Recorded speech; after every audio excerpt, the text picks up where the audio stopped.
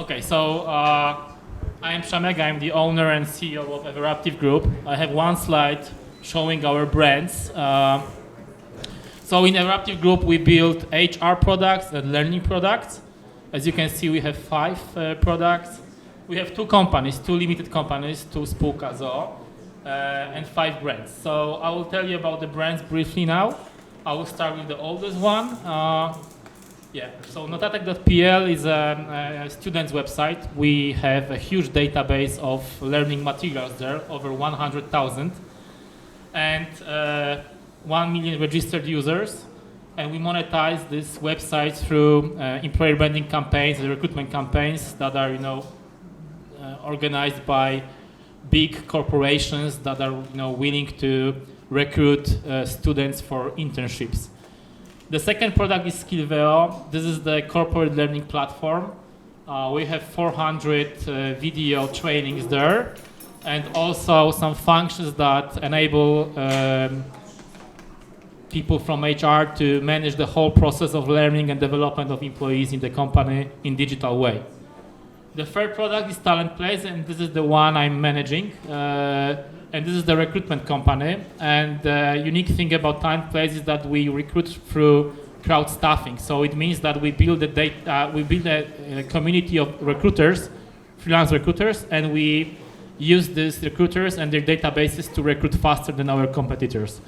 And those brands there are the new ones. I invested in those brands 1 year ago.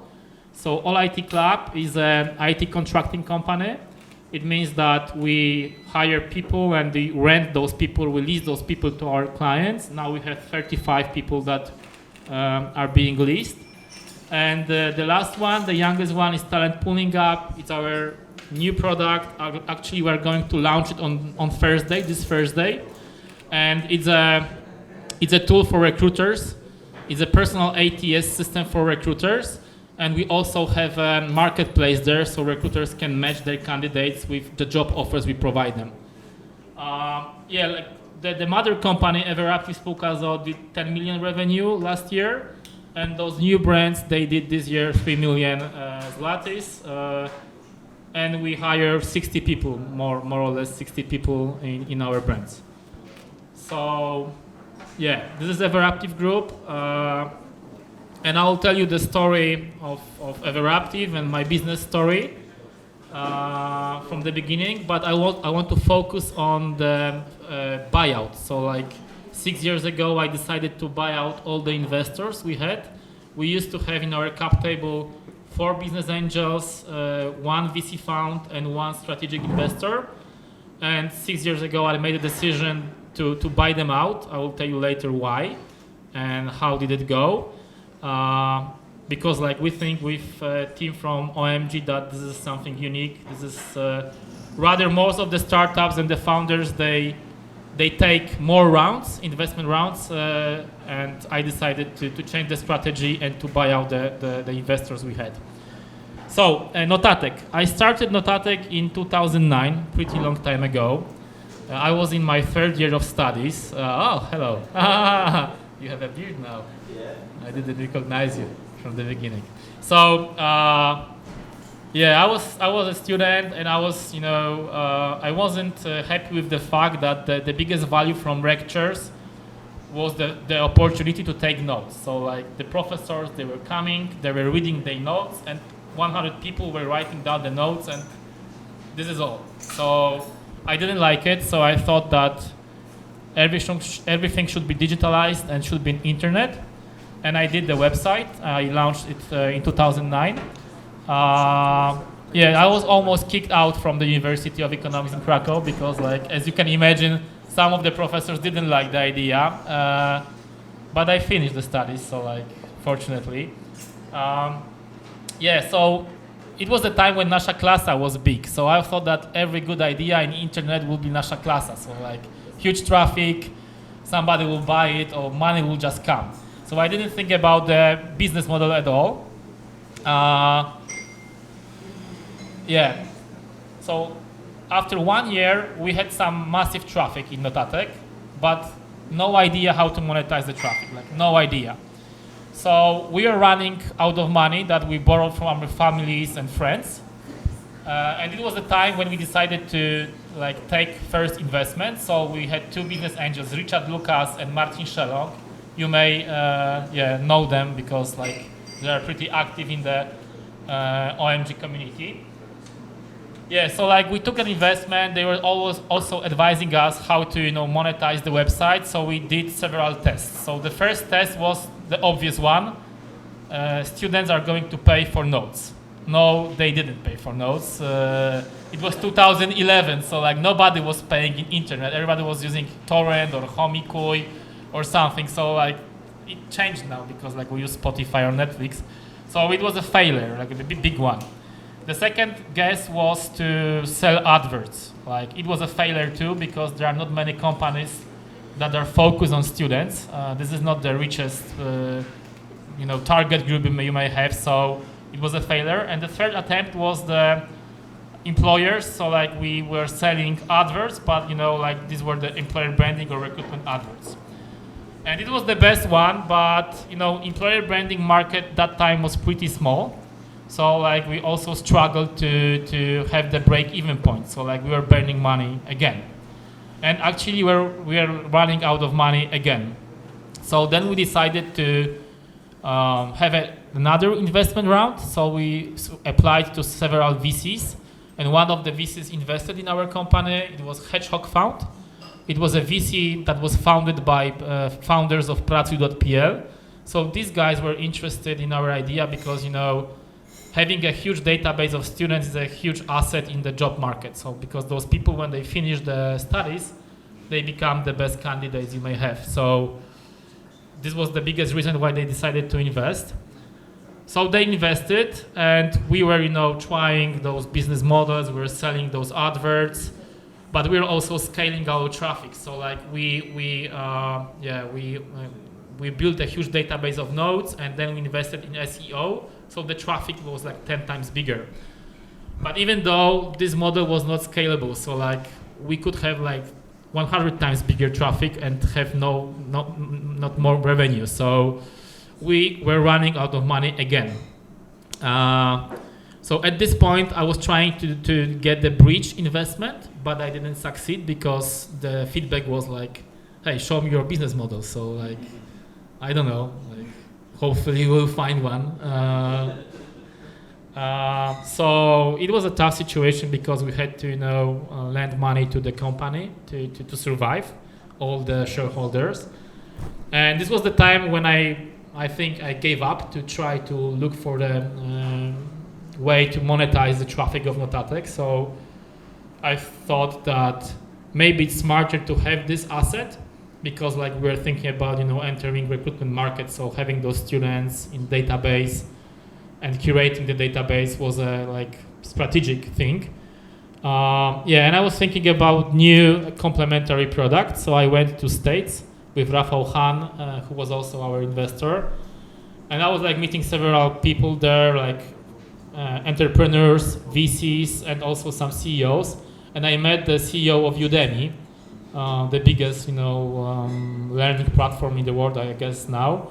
So I met Dennis, and he was telling me about Udemy, and I was in love with this idea because all the trainings they had, they were very up to date. There you could access it from everywhere, and they were pretty cheap. So this kind of learning, I thought that this will be the future. So I came back, and I decided that we'll build a learning platform, but we won't sell it B2C, we will sell it B2B. So this was the time when the job market was changing. So we are entering that time the employee job market, not the employer job market. So employers were thinking about the offer they may give to candidates to have them and to keep them in the work. So I thought that this is the better way to monetize this idea. And I was introduced to Benefit Systems. Benefit Systems is a huge company, public one, that they are owners of multi-sport card. And in that time, Benefit Systems had the strategy to invest in complementary products and cross-sell them with multi-sport cards. So this is why they wanted to have a training platform in their portfolio, and they invested in our company. So like for this investment, we built the platform. I think that it took like 8 months to have an MVP. So it was very fast pace of development. And then we were like trying to sell the MVP. But as you can imagine, if you build a training platform and you invest in content in 8 months, you are burning a lot of money. So like we are running out of money again. And like we are also trying to learn how to sell the platform. So it was the time when we had an idea to again take an investment round. And actually we're like so close because we built a group of VC funds that were willing to invest in us with the plan going abroad. But like I had kind of this gut feeling that this is not a good idea because we still don't know how to earn money, and scaling a business means like having bigger cost structure and more problems, more people. So in the end, I decided not to get an investment round, and it was the very important, thing. I think the most important decision in my business life. So I decided not to take investment round. So we had big cost structure.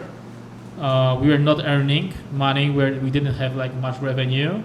So I had to fire almost everybody in the team. So like I think that 2 people stayed with me.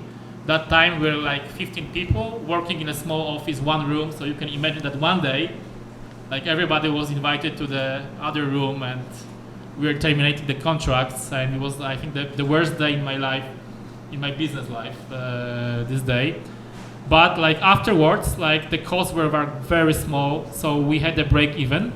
And we had time to learn how to sell, and actually like we got the traction quite fast. So we started to generate profits.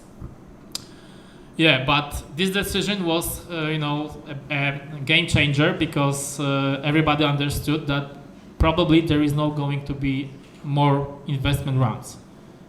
And we had like 4 business angels, VC funds, and benefit systems. And every investment round is a chance for investors to sell their shares and earn money. So like, because when the bigger investors come, they always want to clean the cap table. But it was not my plan, and this was one thing. And on the other thing, at that point, I had 45% of shares in the company, and I was the only co-owner, shareholder that was engaged and that was managing the company. So like having all these challenges and having only the 45% of shares was something that I didn't feel comfortable with. So we had like two things. So the first thing is how to make our investors able to get the money back and to earn. And on the other hand, my feeling that if I run the company on my own, I should have more shares. So at this point, I thought maybe I'm the only person that can buy the shares from investors because I wasn't planning to sell the company. So there was no chance for exit too. And actually in 2016 I started to communicate it. So I think that the first round of buyout took me 1 year, and I bought 30% or 35%. I had to borrow money, so I borrowed it from my friend and also from a bank because I didn't have money at that point. So it was a risky thing, but I felt that this is the proper thing to do. So I had 70% after this first buyout. Then we started to receive feedback from Notatex clients that job market has changed. So they told us that they feel that all the candidates, they started to be passive because they used to be active. So they were applying through job boards, and job boards stopped working. And they were also complaining about the recruitment agencies. So they were telling us that the recruitment agencies are expensive and they deliver poor quality of the service. The only thing that they told us that works is the internal referral programs. So like employees were referring their friends. But this channel has like the small capacity of the number employees you can get. So like at this point we're starting to think maybe we should come up with a new idea that will approach candidates actively, that will be scalable, and that will use some referrals. So we came up with an idea of crowd staffing, so building the network of people that will refer their friends, and also we will have some professional recruiters, they're freelancers. And actually this idea, like after 6 months, it was a success. So like we started to grow in terms of the revenue. The market was good because it was very hard to find good people. And Talent Place became the biggest product in our portfolio at that time, and it still is. So like, I think that we are like growing like 3 times every year. So like in terms of the revenue, so it was very fast. The only year that we had like small revenue was COVID, so 2020. It was pretty tough. But after COVID, there was a huge boom for recruitment, especially in IT. So like 2021, 2022 were the best years for our company, and we started to generate profits, like significant profits. And it was a time that I could, afford to make an offer to buy the rest of the shares, and I did it. I think that it happened in 6 months. So I finished the whole process in 2021, I guess. And after 2020, I also started to think about investing. And one of my business partners, one of my former employees, Rafał Chmura, he came and said like, hey, I want to be an entrepreneur. I want to have my own company, limited one. And I want to be in IT sector. So I need to leave your company. And I said like, hey, don't leave. Don't leave, please. Maybe we can do something together. And we founded in 1 year ago All IT Club, the IT contracting company. And it goes very well because, as I told you, we have 35 employees. Now the monthly recurring revenue is over 600,000 zlotys in only 1 year, and I think that the success factor are Rafał, he's a great leader, but also the synergy between Talent Place and the rest of the group with the new company. So we have this synergy in marketing. So like companies that come to recruit people, they often need IT people and they often need people SAP. So like there are some notice periods always. So like we won't give you a full-time employee in 1 month in most of the cases. So we can offer you body leasing. So it's a synergy in terms of the marketing, but also it's a synergy in terms of recruitment because all the people are recruited by Talent Place. So we use the knowledge from Talent Place for this company. And Talent Pulling Up is the fresh thing. As I told you, like we are launching it on Thursday. So the idea is that the majority of recruitment players, they hunt for candidates in LinkedIn. We think that farming is better. So the farming idea in recruitment is talent pooling. Farming means, building a database of candidates, stay in touch with these people, get to know them, so you can, easily contact them when you have a new job offer. So we created a tool that supports this recruitment strategy. We may say it's a kind of CRM system for recruiters.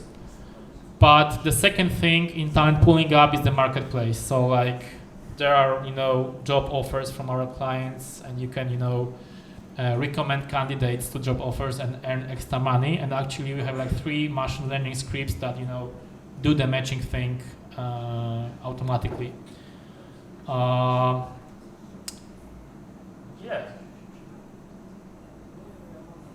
I think this is it. So Q&A now. Thank you.